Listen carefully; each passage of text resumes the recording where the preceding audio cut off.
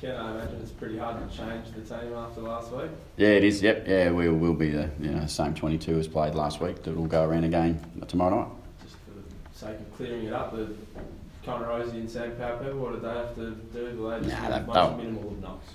Nothing really. They had no issue at all straight out of the game, so there was never any risk that either boys would be available this week. Was there any consideration with any of the boys on the outside, or was it a matter of the 22 was too good? Yeah, no, we back in the boys who got the job done last week was probably the first and singular thought, but secondly, there's been some good form still below. As we talk about each week, there's good pressure from below from players, and we want that to continue to be that way. So, at the moment, the team that's playing deserves to play again. When you get to a stage where with the young guys, you sense that they may need a week off, as Geelong started doing. I don't know what Geelong are doing, but certainly from our point of view, I don't look for opportunities to rest them. I look for opportunities based around what their performance looks like, and if it's strong and consistent right through, I have no reason to say today that they won't play the whole of the season. But if something like any player in our team, if they lose form and they go out of form, they will risk their spot on the side. Ken, I don't know how much footy media you take, but the Kangaroos have copped a hammering this week from club greats and whatnot. Does that impact, or does that make you especially wary about tomorrow night, the pressure that they're under? Yeah, I think it's really worthwhile considering the pressure that every side at some stage gets put under, and we're not dissimilar. We all get our moments where we're either, we've been told we're pretty good, or we also get our moments where we've been told we're not so good. So I think, for us, we've been through that ourselves a number of times, and we understand that. So we understand the pressure that puts on you, but also we understand the response that you typically give, and we are ready for absolutely North Melbourne's absolute best at the start, and they're a really strong footy club, led well, and Zeeble, great captain, strong, tough players. We expect their best. Talk about Trengo being an inside midfielder and there not being a spot for him at the moment. If Powell Pepper had dropped out, was he next in line? He was never dropping out, so it wasn't a conversation. But there's plenty of players, and we've had that conversation a little bit over the journey about Jack. But Stephen Motlop played really well, Carl Amon played really well. The emergencies, you got Lean at Broadbent. There's plenty of players. Aidan Johnson travelled as a non-playing emergency last week, so we're in a really lucky and fortunate position at the moment. We've got strong form underneath. How's Jack's mentality? Because I think someone said Jared Schofield last week, he's actually literally banging the door down to play. Obviously his stats have been enormous. What discussions do you have with him about possibly getting a position at some point, and what's his mindset like? No, look, to be fair with Jack, he totally understands his role he plays within our football club, and he's accepting of that role, and he knows that his way to play is just consistently play good football, and he's doing that, but he's not the only one that's doing that. I think that gets a little bit oversighted sometimes. It's been spoken about everyone that we've had a press with this week. Port Adelaide has a little bit of a history of winning really tough games and then not being able to bounce back the next week. Do you have to say anything differently? No. I get fascinated with some of those conversations, because I look at a competition right now at the start of this round where there's 9 teams on 3 and 2. I would have said there's more than us, and we're not that either win or don't win when you're supposed to. That suggests to me that we don't perhaps read the competition as evenly as we should. So when you win and you're not supposed to, and when you lose and you're not supposed to, I don't get it. It's a 3 and 2 competition currently, not an undefeated side in the competition. I think it's just such a close competition that expectations placed from external, every club understands the risk of every week, and we're no different. You look better than anyone. So you suggest it's probably an unfair criticism to put on your players that they don't rock up for some of those games as well as they do for the West Coast of the world? Yeah, well, I would frame it like this, Max. I would say, from my point of view, I expect to win every week. So I think we win when we expect to win sometimes, and we lose when we expect to win sometimes. I just think that's the competition that I deal with and the team lives in. So we never not expect to win. I think it's hard for people outside to understand that. We think, asked me last week, before we played West Coast Eagles, I expected to win. I didn't go over there thinking it was going to be an enormous upset that everyone else was promoting. I was over there with a team really confident in what they're capable of doing if they get it right.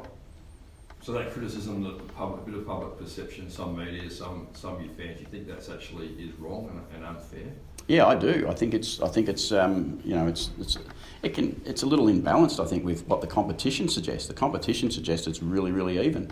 Yes, you have a favourite or an underdog in every game you're playing, but I don't think, the results this year, if we went through, I think we'd be looking back now going, is the favourite winning or is the underdog winning? It'd be probably somewhere close to 50-50.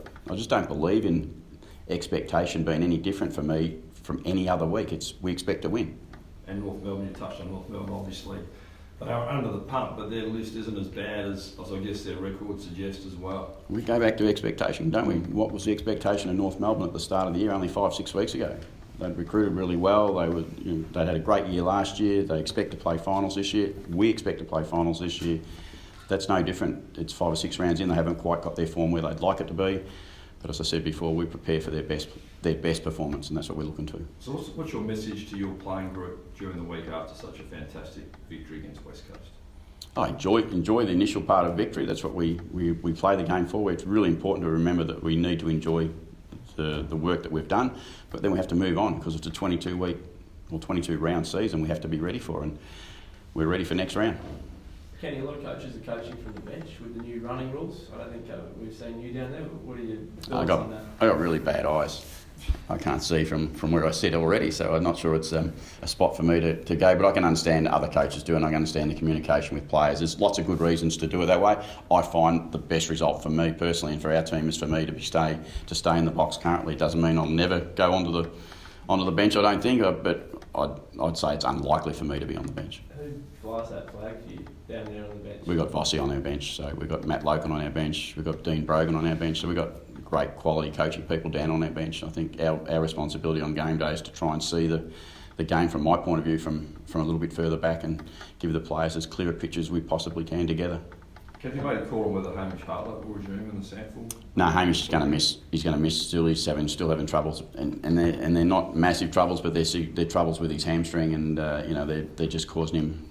I describe it as he gets to 85% with comfort, but he's not comfortable to push past that until he is. We're just not going to take a risk because we know if we blow his hamstring, he could miss a significant amount of time. Is that the leg that they took to yes, send it out? Yeah. And that's always the risk with an ACL recovery. It's as much, Andrew, my most accurate description is a bit of scar tissue around where they removed the tendon to do the repair, and that's what he's struggling with a little bit at the moment. We've already seen him back and play this year, but he's not at full capacity.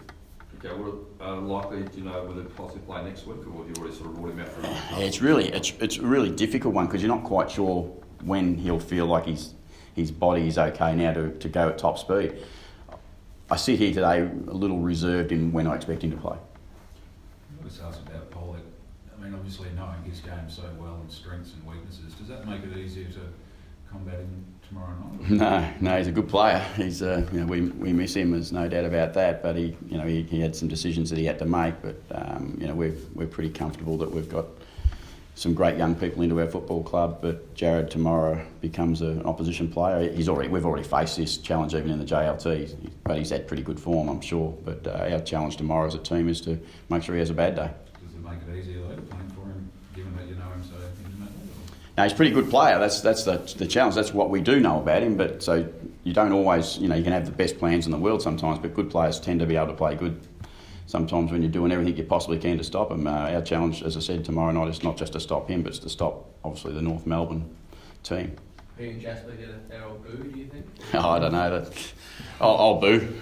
I'll boo if they want me to. I don't know, but that happens in footy. I think it's part of the tribal thing that goes on. We protect our team, and we give it to the opposition when we can, and when someone leaves, that's just what happens. And I don't think there's anything too wrong with that, other than it's footy. Dirty ball here to stay. Similar. I mean, North Melbourne defenders maybe have some similar qualities to that of West Coast, and they like to take a lot of intercept half. Yeah, look, I think every side, we're not dissimilar. We like to intercept the ball as well, and sometimes some of the challenges you face, and last week was one of those significant challenges against a high quality team. And as I said, this week there's defenders there that can do the same thing, but we would plan most weeks never to let the ball try to restrict the intercepts for every side, and this week will be no different. There's some maybe suggesting that Ben Brown looks a bit more isolated this year without Jared Waite, and form might maybe suggest that. Is that something you can? There's the risk for us, isn't there? Is that something you can take advantage of tomorrow?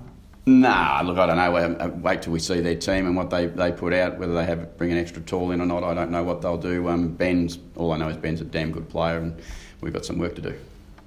Optus Stadium copped a little bit from the West Coast coach, in fact, about how hard it is. Have your players all pulled up fine? And what was their feedback on it? Yeah, I think that they would reference it. It's a firmer ground. I think Brad may have even mentioned something like that through the week, that it feels a little firmer. But we only play on it once, maybe twice a year, so it's much more.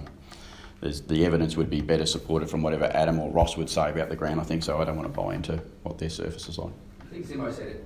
He reckons it's a problem across the league that the grounds are too hard.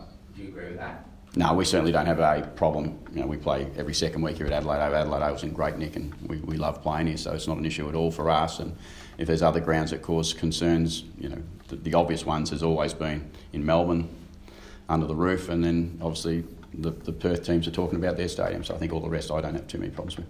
Can I ask one on the Anzac grounds? What's going through your head when you stand there? Yeah, it's a great honour. It's an honour that as a football club we love to protect, and I think we're playing for the 16th time in recognition of Anzac Day, and we're just to be a part of that. It's a great honour for our footy club, and we'd like to protect it as much as we possibly can, and hopefully we honour the troops in the best way we can in a footy sense on the field of battle for us, and it's just a great honour for our footy club.